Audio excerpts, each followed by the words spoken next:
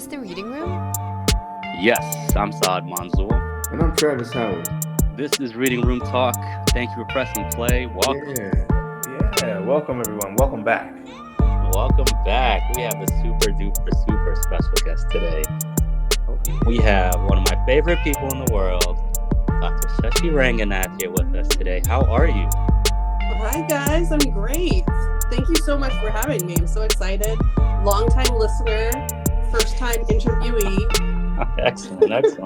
We appreciate you making the time. So, as you know, That's right. we have to ask, take us back to medical school. What was your toughest class or rotation in med school? Okay, great. Okay, so I'm so excited because I've been listening to these. So, toughest class in medical school, I would probably say histology for me.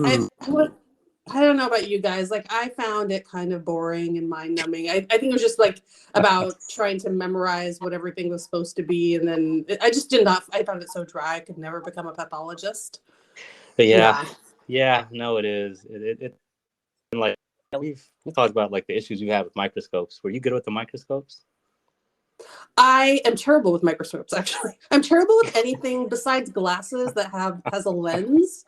Like microscopes, I could never, I was bad at magnifying and like binoculars. If I cannot be a bird watcher either, like I would not, I can't focus them. So, okay, I'm a horrible photographer. Yeah. No. Oh, that's so funny. Was your histology class, was it like part of like, or was it something like its own like entity, like when you were going through? It was its own entity. Yeah, it was like lectures and then lab. Wow, only histology. That's a little painful. Yeah. That's a little painful. Wait, how were yours? Yours with combined with something else? I remember it being just integrated with pathology. You know, I remember pathophysiology. I just remember histology being a portion of that, and we didn't spend that much time on it. Yeah. Yeah, no, we didn't either. It was kind of its own, like it kind of like was just part of other classes. Like when we did cardiology, they would do a little bit of histology. We did, renal would be a little bit of histology. So like, I guess we didn't get like too, I don't know, maybe it was by design because it is a little not exciting, I guess. So. Yeah, that's probably the better way to do it because they bolused us. Yeah. Well, how'd you do it? How'd you get through histology? I just buckled down and did it. It was just one of those things I knew I had to get through, and so it was just like, flashcards were basically a mainstay of all of medical school. So I think I just had a bunch of flashcards. Yeah. Flashcards are so important. Flashcards, and sometimes you just got to get through it. There's so many classes that are dry that you'll never be in, and at the end of the day, you just have to do it. Yeah, you're just trying to get through them. Exactly. So, tell us, take us back. So, where are you from? Where is your family from, and where'd you grow up? So I am from Northern California. I'm from a rural area. I was born and raised in an area. So it was called Lake Almanor, California. And then the area where I went to school, like elementary, combined middle and high school, was Chester, California, which is about 20 minutes away. So my dad is a general surgeon, and he sort of like he trained in India. Both my parents are Indian. He trained in India. He came over after doing medical school there and did like a bunch of his surgical training in the U.S. He was like at Baltimore for a while, and then Louisiana, and then Salt Lake City. And apparently, this is the story he's told me. He those throwaway like search journals, medical journals that used to be around all the time. Yeah. Not really any longer, but he found an ad for and they were advertising for a surgeon in this rural area in Northern California. So I guess he answered it, and he's like, "Let's check this out." And then he went there. But it's like, when I say rural, I mean rural. So it was a town of 2,000 people. It was the main industry there is logging, and then so it's a big lake. So then people we call them flatlanders. So people from Southern California would come up, and the Bay Area would come up during the summers, and they would vacation there, and then they would go back down after the summer was over. It does sound like Oregon. It kind of sounds like Oregon. Yeah. It was basically like Oregon. It's very similar, and it was actually not too far from Oregon. So that's where I grew up. So how was it growing up there? Yeah, like yeah. Tell us about the diversity. How was were there any other Indian families there, or tell us? Yeah, no. So we were the only Indian family there. Oh, really? There was maybe one Hispanic family there, and then almost everybody else was Caucasian. And then we were, the way that, there are little towns in Northern California, they're pretty spread out. So my dad was a general surgeon for Chester, but also for 2 neighboring towns, Susanville, California, and then Greenville, California. And they're all about 30 miles away from each other. So he drove so much, he would just like drive constantly to go to the various hospitals.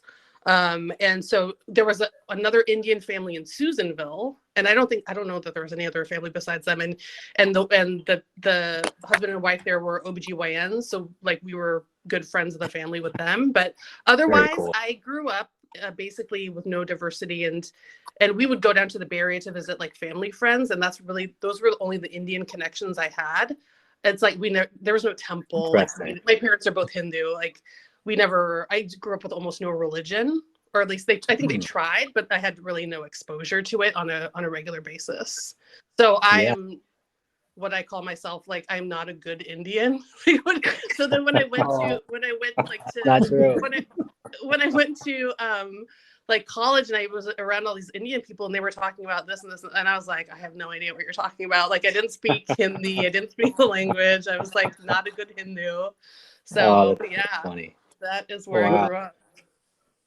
There are a lot of folks who have a similar experience where they're one of very few, maybe they immerse. They're not in a culture that once you get to college, it's like, oh, this is maybe what I've been missing out on.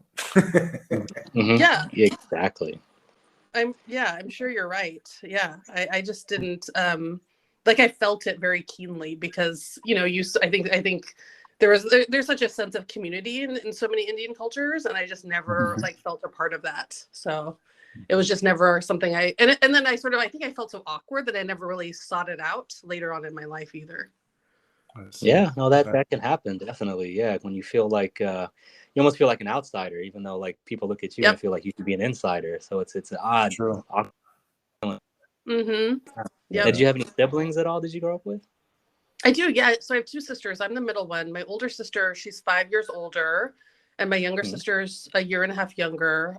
So yeah, we all grew up in that town, and we all sort of have now made our way to the East Coast. Both my sisters live in Boston now. My older sister is a scientist. She did her PhD in immunology, so she's been working in sort of industry for years. And then my little sister she went to medical school as well, and so she is a urogynecologist in Boston. Very cool. Your parents are very proud. Yeah, they are. Oh, that's nice. Did they kind of like push you towards medicine growing up, or was it kind of something that you just kind of got interested in? So yeah, no, my dad was definitely a huge go to medical school proponent. I mean, education with him was just first, second, and third. So yeah, he always wanted all of us to go to medical school. It was a bit of a scandal actually when my older sister decided not to go to medical school and decided to get an PhD. That was not a great decision in his eyes. But for me, I always actually wanted to be a doctor. Like ever since I can remember when I was little, I always when he would tell stories about his day in the operating room or whatever. I always found it fascinating. So from a young age, I always wanted to go into medicine. It was the only career I really ever considered. Oh. Yeah. And did you want to be a surgeon at some point? Yes. However, I knew I didn't want to be a surgeon. No. Yeah. And I figured they were really busy. Yeah, he was so busy. He was just, he was just driving all the time or on call. He was basically on call 24/7. I think he when he would go on vacation, there was an OBGYN would help cover a call. But and when you say general surgeon, my dad actually, he did everything. He did I think we talked about this, Travis. He did C-sections, he did thyroidectomies, he did parathyroidectomies. He did you're a jack of all trades when you're in a rural area. So he was doing tons of stuff that wasn't just general surgery. He was doing breast surgeries, like abdomen, head and neck, you know, OBGYN. It was amazing. He was a true general. Wow. Mm-hmm. A talented man, cool. No doubt. So when you, like, I guess we're in like high school, did you kind of like choose like a university based on like you wanting to be pre-med at that point, or were you just kind of choosing a place to just, you know, be somewhere different? Yeah, I think my main thing was I think I wanted to be somewhere different. So the other thing about me, so my dad also thought getting through school faster was better.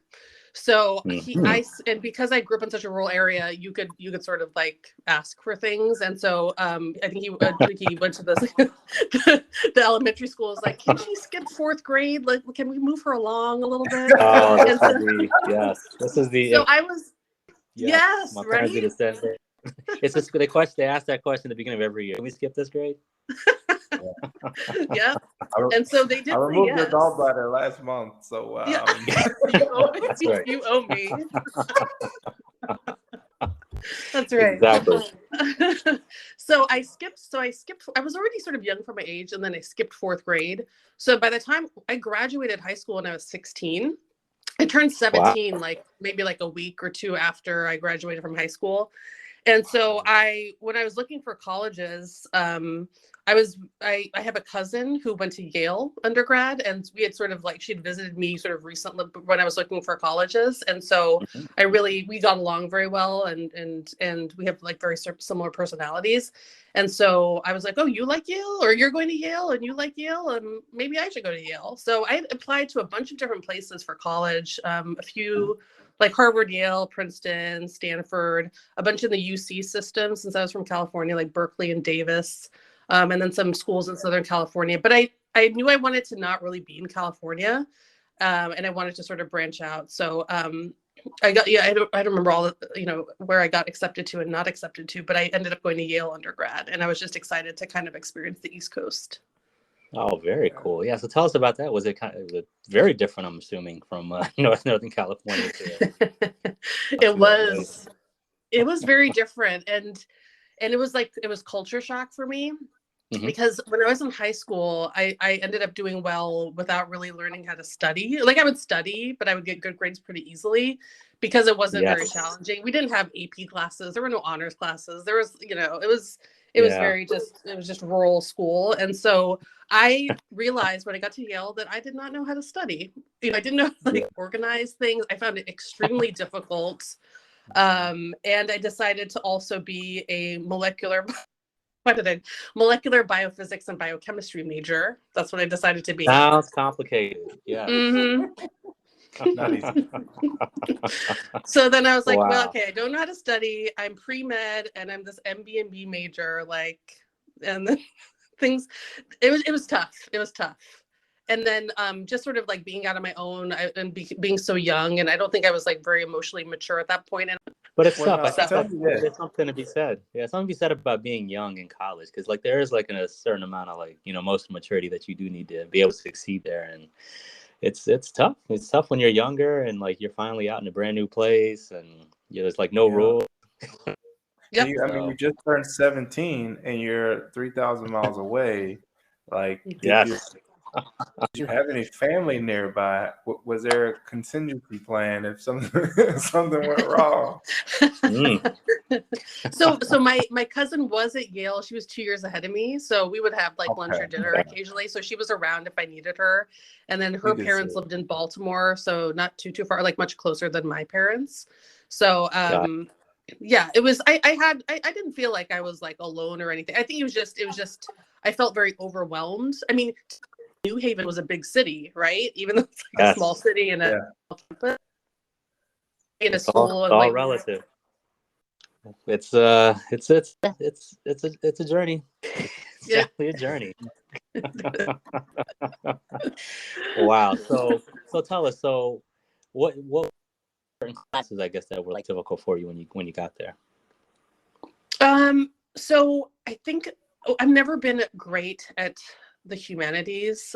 Science was always more my thing, and so English classes, lots of prereqs that were humanities classes, so lots of English classes were mandatory. And I remember just being like, oh, how long does this paper have to be?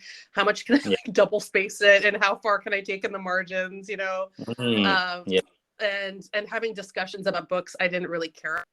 To me, that was then like physics or chemistry, even though but just trying to sort of get through those was difficult. But in terms of science classes, so I the normal science classes, and they were difficult. But my senior year, the class I've ever physics. PChem, yes. Yes. I don't think I understood any of it, honestly. That might have been the reason why I changed from chemical engineering, because I knew I had to take P-Chem, and it was going to be like during the summer, it was going to be horrible. Yeah. And we were at Ohio State, not Yale. So I think it doesn't matter. P-Chem is P-Chem wherever. It's Oh man. Yeah. So yeah, I mean, you got through it though. Eventually, you made it out. So tell us, what was your next step after that? Like I said, I'd always wanted to go to medical school since I was like a little kid, couldn't remember anything else. So I was like, okay, I have this not great MCAT score. My GPA wasn't like, I think that medical schools use formulas. Like it wasn't going to blow anyone's socks off. So, but I was like, but I still want to go to medical school. I'm going to apply. So I applied. I don't even know to how many medical schools I applied, like so many. And I did not get, I don't think I got any, I didn't get any interviews. So that was tough. Right.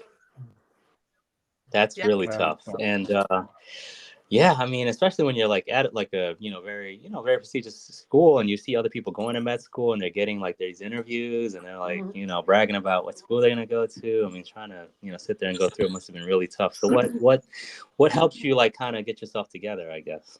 Well, I kind of had to come up with a plan B, right? So, so what I decided to do was I had to take a year off. Well, I didn't have to take a year, but that's what I ended up doing. So I ended up, deciding to volunteer in India for a year. Figure like, let me go visit some family. Cool. I hadn't been there since I was a little kid.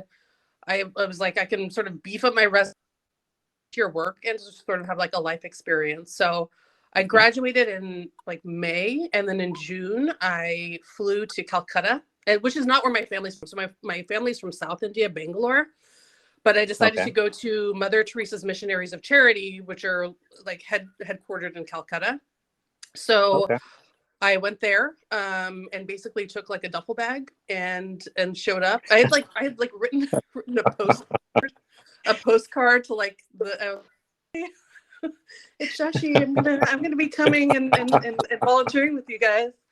And and so no, so basically if you guys people from all over the world decide there are mostly from Catholic countries. There are a lot of like Irish people and British, and there are actually a lot of Korean people there too. And so, I showed up and I basically moved into a hostel for several months, paying like $1 a day to live there. And then I would walk to the Missionaries of Charity, and they have various different places that you can volunteer. There's like an orphanage, there's like a long-term care shelter. There's just like several different, like a shelter for battered women. So I ended up working at one of them, and basically it's just manual labor. That's what they need. They need manual labor. So you would go there, you would sort of hang out with the volunteers and have a quick breakfast at the actual mission, like at the central headquarters, which is where the nuns lived. And then you would walk to whatever your assignment was for the day, and then you would just help out. So when I was there, I was doing a lot of cleaning, so lots of sweeping and mopping and helping to cook and things like that. Patients who couldn't like walk, you would help carry them sort of like to and from their bed or to the, to go to the bathroom and stuff like that. So that's what I did for like almost a year. Wow. Yeah. That sounds like it was an impactful experience. Like, how do you feel that experience changed you? It would, have a big impact on you, even now. Yeah. No, definitely. I think it gives you perspective on like how people live and how like our life is just so blessed compared to, you know, so many people in the world. And, you know, just be able to help people was fantastic. And like, I think that after that, I was like, why am I worried about not getting into med school? Like, there are people who are like dying. Yes. Right. There's so much perspective. Like, there are people dying in front of me. So I was like, you know, I'm getting this experience. I was meeting really very like wonderful people from all over the world and making good friends and staying in touch with them and things like that. I was also taking the time to travel. So like my sister came, when my little sister came over, and we traveled for a couple of weeks through northern India. So it was honestly, it was the talking about failing, like that was the best thing that could have ever happened to me, because then I had this amazing experience. And then I was like, okay, I gotta, and then I wasn't like, it's not like I was applying to med school. So then I had to find something to do for another year, because my plan was still to go to med school. Like I wasn't giving up on that. So then I had to find something to do for the next year. And then I applied to med school then. So after that year, which was just amazing, I came back and I ended up getting a job through Yale. I like went to the Yale job board, or I think that's how I found it. And this was during the .com boom. So we're talking about 2000 now, year 2000. Okay. And I found a job in Washington, D.C. for an internet startup called mdlinks.com, which was, they had developed this like software that went out and like searched medical journals and then kind of collated high yield articles in different sites. So there'd be like a radiology links or immunology links and so I was a medical editor there. So that's what I ended up doing for the next year after I came back from India. While applying for school. Well, I didn't. Yes. So I sort of moved out there, I think in June or July, rented an apartment for like $250 a month with two other girls in Silver Spring, Maryland, because it was based in DC. So I moved out. So there's I was very nomadic at this point in my life. So I moved out to Silver Spring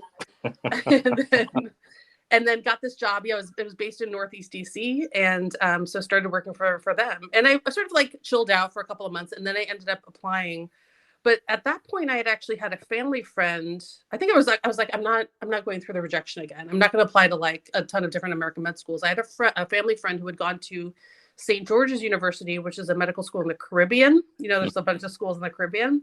Yes.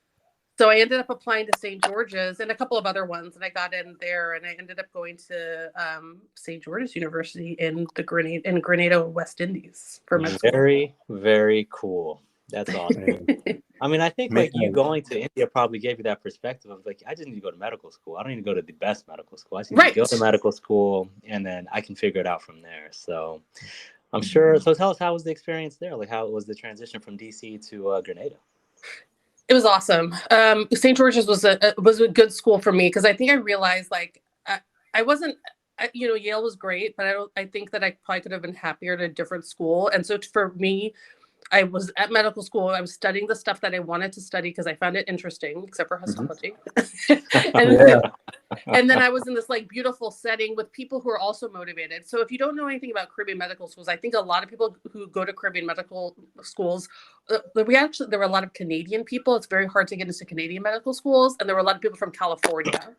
Yep. So, you know, it's hard to get into medical school. So the people who went there were actually really motivated. It's like that, like they had been through similar things, or there were older people. I feel like we had a lot of people in their 30s and 40s at that, you know, in that point, who had joined a medical school, who had sort of it was their second career, and they decided to go to medical school. So everybody was like super motivated. So I really loved St. George's. You do your basic sciences down there. So I was in Grenada for a year and a half. And then for 6 months, you go to St. Vincent, which is another Caribbean country nearby, to do some rotations. And then for your second 2 years, you do your clinical rotations in the US. Yes. So you get placed, and I moved to Brooklyn for my last 2 years of med school. So I was in Brooklyn for 2 years. Very cool. Well, I think we have to talk about like, you know, making it to third year, like, you know, at St. George is not easy either. I feel like, you know, there's like certain things you have to be able to like do to like make it out. I think that's like, from my understanding, is that they're not letting everyone go to third year. So you basically do have to be like doing very well and at the top of your class in order to even make it out back to do your rotations in America. Yeah, you have to do well, and there were definitely people who got weeded out. And the difference between like St. George's and U.S. schools is that the classes are very large. So, like you said, Saad, like, yeah, I think you have to do pretty well. I think my class was in the 300s or something. There were at least 300 people in every class. So I did end up doing really well. I actually got straight A's, which I was like, after being at Yale and being like basically beaten down because I felt like I was enjoying the material. I was with like motivated people who were kind of in the same boat as me. And so I loved it. And then, I ended up doing really well in step 1 and moving to Brooklyn, which was fun. And it's a great feeling. I think that's important for people to know that, like, even if you feel like you didn't do as well as on the MCAT, you can still do well on step 1 or the next exam. They're not completely late, Great points, Saad. And Shashi, I want to know, how did you transition from maybe being, in your mind, an okay student to an outstanding student, and in med? What do you think clicked? I think it was a couple of things. So I think number 1 was sort of just maturity. I really felt like if I had been a couple of years older at Yale, I probably would have done better. I think there's like, I don't know if it's like myelination or something like changed over a couple of years where I just felt like things made more sense to me. So I also felt like I was buckling down and kind of like focused a little bit more. I think I was a little bit unfocused because partly because I was so young, and I think just sort of overwhelmed. And I think my environment, because I felt so much more comfortable in the medical school environment compared to undergrad. Just, when Yale's great. There's a bunch of people from like prep schools or like, magnet schools. They'd been in college for 10 years already. That's exactly it. Like, everybody was like, oh, it's so easy here. Like, my boarding school was so much harder. I was like, what are you talking about? So I don't know. I felt like I found more of my people who are my speed in medical school. And so that I think that comfort and the fact that I just like the material.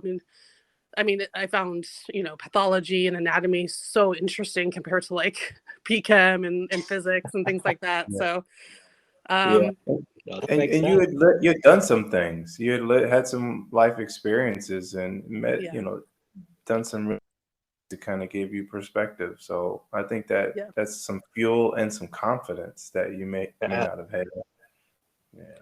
Yeah, that's well said. That's exactly right. I think that perspective really just sort of changed things for me. I didn't take it so hard if things didn't work out, because I knew that, it was in the grand scheme of things, everything was going well. So, having those 2 years under my belt really made a difference. And I'm so glad in retrospect that happened, because it made me stronger, made me appreciate sort of like where I am today. And I have a lot of friends who went through straight. I think you guys did too, right? Like, you went to college, you went to medical school, and didn't take time off. Or no, Travis, you took time off in between, I think. Yeah, I didn't know what I was doing for a while there. Yeah, that's right. You were like in industry for a while. So I don't know. So I'm sure like with you too, I mean, that perspective or that change of pace or meeting people in different sort of like areas in life, that just sort of changes your outlook a little bit. It really does. It really does. And it puts like, it actually makes you a better student, because like you just have less pressure, you're more confident, and you're just able to study like with like a freer mind, I think, which is important. And then also you're able to like kind of learn how to study rather than just like trying to memorize everything. So I think it's just like a lot of perspective that just comes with, taking time off and just having experiences. There's like no other like substitute for an experience. So that's awesome. Yep. I love it. So tell us, you wanted to be a surgeon, right? Oh my God, no. I was like, no, keep me away from surgery. So I moved to Brooklyn. I like rented this basement apartment with another girl. And I was at Long Island College Hospital, which is sort of right in the middle of Brooklyn. Great hospital. And I did some other rotations as well, like Maimonides and a couple of other Brooklyn hospitals. But my main hospital was Long Island College Hospital. So went through all the core rotations, hated every single one of them. So what am I gonna do?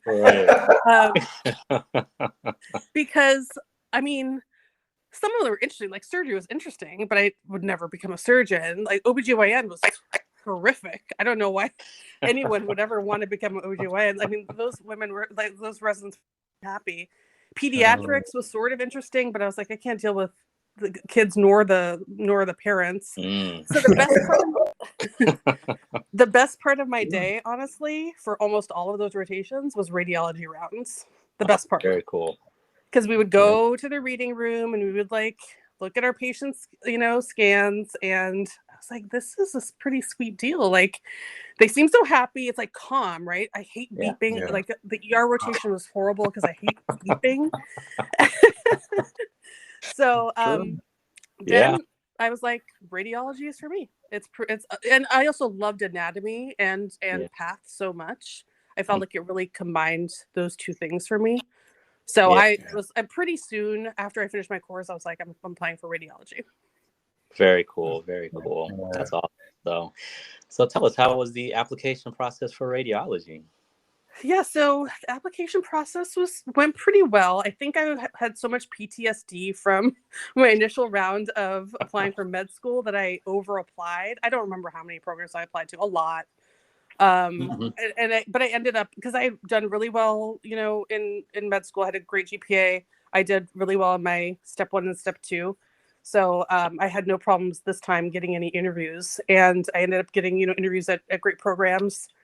And I remember actually seeing a bunch of people who I ended up doing residency with, like on the interview trail. But I ended up interviewing at several places. The Brigham was, of course, one of them. Yale. I remember going to Buffalo, like in the middle of winter, which was like I'm never ever going there. Right.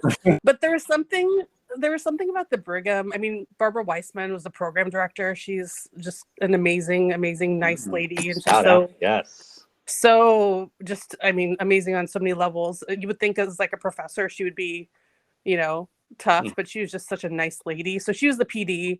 And I just got a great vibe from the Brigham. It seemed like smart people, but it seemed like nice people that you'd want to hang out with. Yeah. So it was my first choice. And so I was like crossing my fingers that I was going to match there. And I remember you guys always ask, where were you sitting when you found out that? We want to know. We want to know, where were you when you found out where you may go into residency?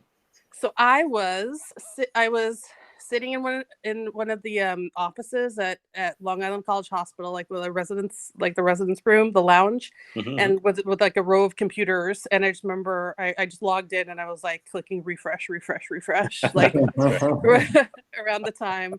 And then when it came up that I had matched at the Brigham, I was like ecstatic. There's no way anyone believed you. There's no way anyone believed that you went from St. George's to Brigham. No it was kind of a big deal, actually. It's a huge deal. That's that never happens. I've never heard of that. So that's a very, very big accomplishment. It's awesome. Just awesome. There's no more to it. That's just an awesome accomplishment.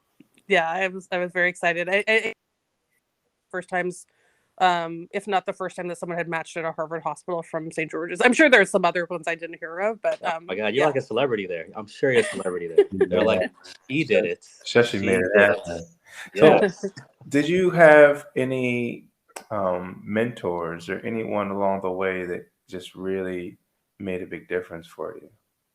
I did, and it wasn't actually a radiology mentor. It was a rad-onc mentor. So when I was my first year in Grenada, I was at like the white coat ceremony, right when you first get your white coat, and one of the I think that she was the speaker that year. It was an alum, and her name is Stephanie Weiss. She was down there, and I met her. She was at Hopkins at that point. I think she was doing her residency. And we hit it off. And so we sort of kept in touch. And because she was at Hopkins and my now husband, boyfriend at the time, Lyd, was living in Columbia. Shout out to Lyd. He was living in Columbia. So I went, when I finished, my year, I went up and ended up staying with him and doing some research in rad-onc with her at Hopkins over the summers. Nice. For 2 summers. So she was someone who I was like, wow, you went to St. George's and you ended up you're an amazing program in rad-onc, which is like super competitive. And so we stayed in touch and stayed friends. And she was always very encouraging. And so I sort of really looked up to her just as someone who did really well. And she was also just like a very nice person and fun to hang out with. So she was basically my mentor. Over the years, there was one other attending at Long Island College Hospital, Deborah Reed. She was a chest attending. She very much encouraged me when I said I was going I wanted to go into radiology. So I also looked up to her. But I would say Steph Weiss was probably my first and main mentor. Wow, that's wonderful. That's awesome. It's important to see someone do it. Because otherwise, like, you can't even, like, you don't even know how to dream. You're just kind of like, I'm just going to listen to other people who don't know what they're talking about. And then we actually see someone who actually made it happen for themselves. It's a big motivator. So that's great to see. Yeah, definitely. So Shashi, what was the most difficult thing you encountered on your journey? And then if you could share with us how you got past that challenge. In residency or just in general? In general, because we haven't gotten into the wonderful things you do on a day-to-day, but I think you've done so much thus far. I want to know. I know our listeners will be inspired by your journey alone. But how did you do it? I think that my main challenge definitely was not getting into medical school the first time and just trying to figure out, like, okay, what am I going to do now? Like, just coming up, like, having to redirect things and come up with a plan B. I think that's just, it was a turn I was never expecting after being, sort of living my life in a pretty linear manner. It was just like, oh, the line has been like decimated, so I need to figure that out. So that was probably my toughest thing, but then again, like, I really think it was a blessing in disguise. It gave me two things for, I did two things for 2 years I never would have ever done otherwise. And I met my husband along the way, which was also awesome. Wonderful. During one of those years. So it was that definitely that made me, I think, the person who I am today. And I tell my children now too, it's like, it's okay to fail. Yeah. In fact, it's good to fail. Yes. Because it makes you appreciate, it makes you, first of all, makes you realize you're a resilient person. You can overcome it. Number two, it gives you perspective, because there's always something worse that can happen, right? You can, and you have the know-how to get over it and come out on the other side a better person. Yes, so important. Talk. Preach. Exactly right. That's so true, man. That's kind of what I was hoping you would say, because that's how I'm feeling when you talk about how it didn't work out for you, but you turn that situation into something great. So big ups to you. Yeah, thanks, absolutely. And it's in that note, so same thing. So what would you tell someone who's struggling in undergrad or high school or med school, trying to make it through? What would you tell them to, like, help them through? That's a great question. I remember that position that I was in, so I really feel it. I would say, are you doing your best? Do your best, right? And then sort of reevaluate, like, what is important to you? Like, is the goal that you're striving towards something you really want? Is it something that maybe your parents want, or someone, something somebody else wants for you?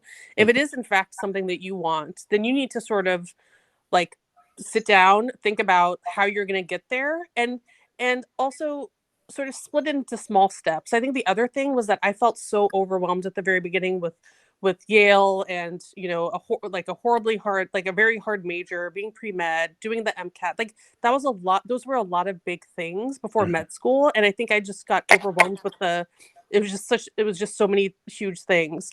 And then later on, I remember making a calendar, honestly. I don't know if you guys do this too, like studying for the USMLE. I had a calendar. I was like, okay, I'm going to do this today. yes, right. But it was like very small bits, and it was very easy to check off. And like, so splitting things into sort of smaller portions and checking those off sequentially, I think also helped me as a person, as opposed to getting overwhelmed all at once. So I would say, just make sure it's something you want to do, and anyone can do it. Anyone can do whatever they want to do, but you just have to sort of, like, hang in there and just have that motivation. Oh, that's awesome. I mean, that's like just controlling the controllable factors, and just trying to have perspective on, what you need to get done every day, rather than like, just being overwhelmed by like everything else that's, could be happening. So that's awesome advice. But we'll get you out of here on one last question. Okay. So tell us, so in your current role as Regional Medical Director for Diagnostic Radiology here at Kaiser, what are your favorite things about the position? It's a position I never thought I would have had, right? If you asked me 20 years ago where I would be, and a lot of my positions that I've gotten into are things I've fallen into. It's not something I've ever sought out. It's something that I ended up, sort of taking on because I have opinions, and I'm not afraid to work hard, and I think I can get along pretty well with people.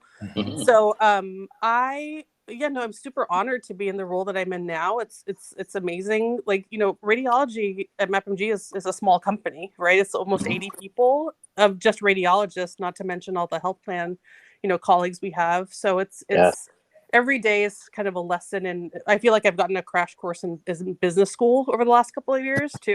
But I think that the thing that I get most out of it is really collaborating, not just in radiology, but with people. So, for example, I give a talk today at the Nova Chiefs meeting, and it's just so nice to be able to see people. And like, a bunch of the people that I saw in the crowd are people that I interact with pretty often, because we're working with the AUC to, improve turnaround time, or we're working with like pain management to make sure that they get their C-arm, on schedule. So it's just, I think that being part of something bigger than, I love reading cases. Believe me, that's my first and foremost love. If I could go back to reading cases, and eventually someday I will, I need to pass on the reins at some point. I love reading cases. I love like collaborating with pediatricians and peds specialists, but, being a part of something bigger than myself is in being part of a huge organization where we actually impact a lot of lives sort of motivates me every day. And I'm really excited to, we have a fantastic group of radiologists, and I'm really honored to sort of help lead that cohort of people. So Awesome. I love you in the position. I love you in the position, and I can't wait to see all the many things you're going to do, because all those beautiful attributes. You're great with people, authentic, and working hard for us, and we love it. Well, we love it. Thank you, you guys. You guys are awesome. I appreciate you. We appreciate you. Absolutely. And we appreciate everybody for listening, and thank you guys so much. And till next time, stay low and keep firing.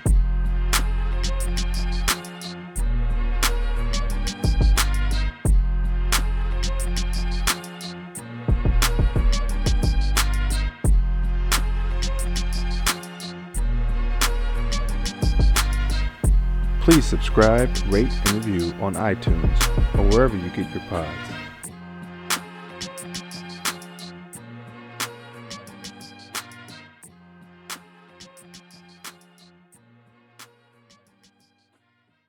So it's actually Shashi, like a short U kind of sound. Shashi. Oh, I like it. Shashi. Yeah. and then Ranganath, sort of phonetically. Okay, perfect. Oh, excellent. See, I tell people, I know it's weird. Like a lot of Indian names, the A is pronounced like a short U. So I tell people like when you tell someone to shush up, it's just basically Shashi. And then actually my family, they call me Shush for short. Like my sisters call me Shush. Yeah. Oh, that's very cool. Very cool.